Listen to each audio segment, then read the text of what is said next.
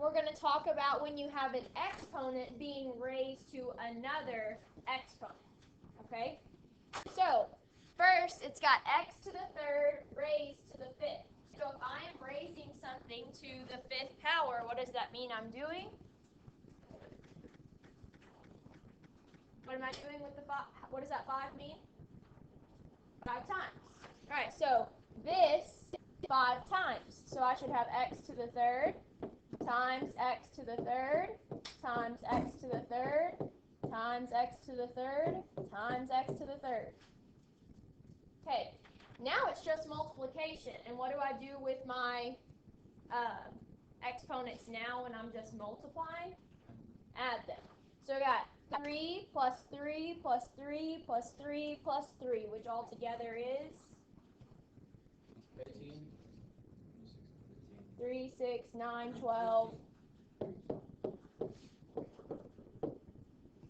Okay. So what does it look like I did with these two exponents if I ended up with 15? Multiplied them. So if you have an exponent being raised to another exponent, so that you don't have to write it all out like this, you just need to multiply your exponents. Okay? So again, it does ask us to expand, so we're going to go ahead and do that here on number 2. So it's 2x to the fourth raised to the third. That means this times itself how many times? 3 times. So I got 2x to the fourth times 2x to the fourth times 2x to the fourth, right? All right, so my numbers here in front, I actually multiply. All right, what is 2 times 2?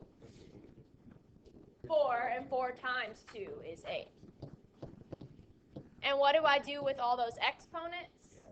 Add them up. 4 plus 4 plus 4. Okay, so that's what I would have gotten if I multiplied 4 times 3, right? Now, if you have a number like 2 being raised to that exponent, you actually have to raise it to that exponent. If you typed 2 to the third power in your calculator, it would have given you 8. So remember to always still raise that number to the exponent. Your numbers follow their normal rules. Just like they did in multiplication, we actually multiplied them. Or in division, we actually divide them. Here, actually raise it to that power. Okay?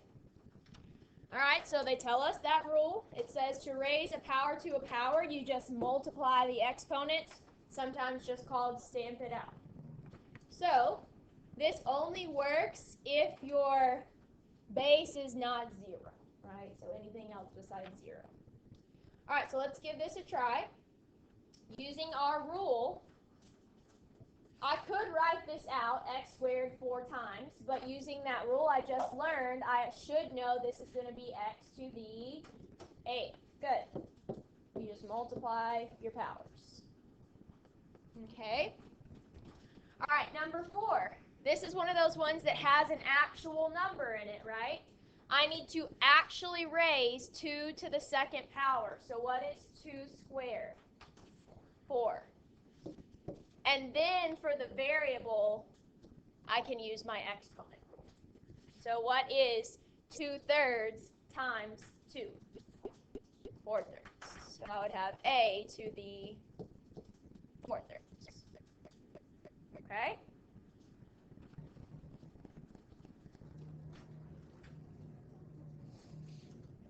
All right.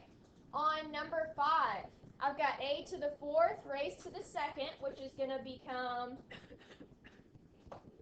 a to the 8th, good, times a squared raised to the 3rd. That'd be a to the 6th.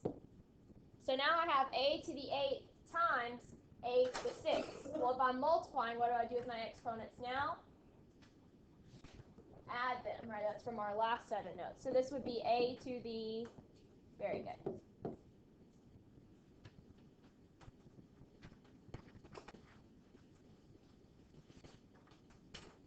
Okay, number 6. Looks like we've got multiplication and exponents, right?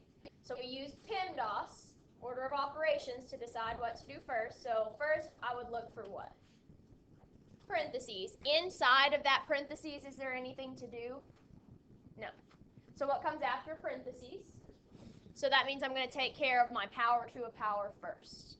So I actually have a number in there, so I need to raise -2 to the third power. And I can type that in my calculator if I want, but it means -2 times -2 times -2, right? And what would that be? -8, very good. So we still have that 4t squared. We haven't touched that yet. But this is going to become -8, and then I can use my stamp it out rule. Oops. And we multiply our exponents there. 3 times 3 would give us t to the, very good. All right, so now I've taken care of that extra exponent. Now we can multiply, all right? So I actually multiply my numbers. What is 4 times -8? Good. And what do I do with my exponents since I'm multiplying? Add them. So I would end up with t to the, very good.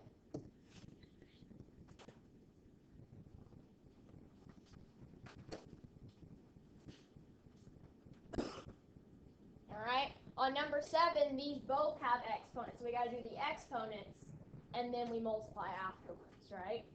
So inside the parenthesis here, we have a real number. So I need to actually square 6. What is 6 squared? 36. Good. So I got 36. And then if there isn't an exponent for m, what's it understood to be?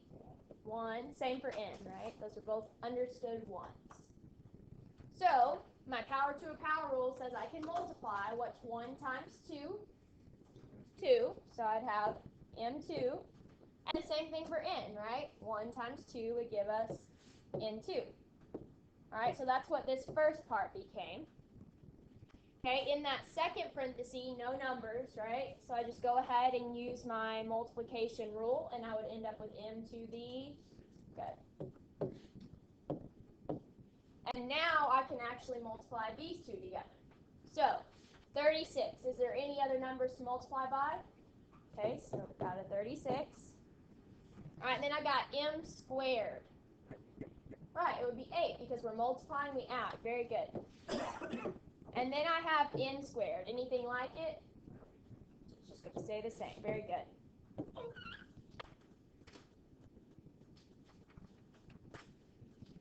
All right. Okay, so again, we got a problem here. It looks like we've got some exponent up here, and then we've also got division, right? So do exponents come before or after division in PIMDOS? Do exponents come before or after division in PIMDOS? Before. So that means I got to take care of the exponent in the top before I can divide, okay? So I actually need to cube 3. So 3 to the third power, or 3 times 3 times 3 would be, good. And then I can use my exponent rule. So for a, 2 times 3 would give me a to the, and for b, what am I going to get? Right, because it's an understood 1. Very good. All over 3ab to the 1/2. Okay, so we can actually divide those numbers. What is 27 divided by 3? 9. Okay. All right, and then for a, this one has got a 6. What's this one understood to have? So when I subtract, I get in the top or bottom? Top. Okay. Okay, and then for b, I've got 3 1/2. So what do I get when I subtract those? 5/2, and the bigger one was in the top. So I got b to the 5/2. All right, and I think there's one more on the back. Okay, so the last one says to find the volume of a cube that has a side length of 3x squared. So how do you find the volume of something? multiply what? All the sides, right? So if it's a 3D figure like a cube, it's going to have length, width, and height, right? So the formula for volume is length times width times height. Well, if it's a cube, what do I know about all of its sides? The same. So the length is 3x cubed, and that means the width is also, and the height is also. So really, I just need to multiply these three together. All right, so we're going to multiply our numbers first. 3 times 3 is times 3. Very good. And what do I do with all those exponents? Add them up, and we get x to the 9, right? 3 plus 3 is 6, plus 3 is 9. Very good. Good job, guys.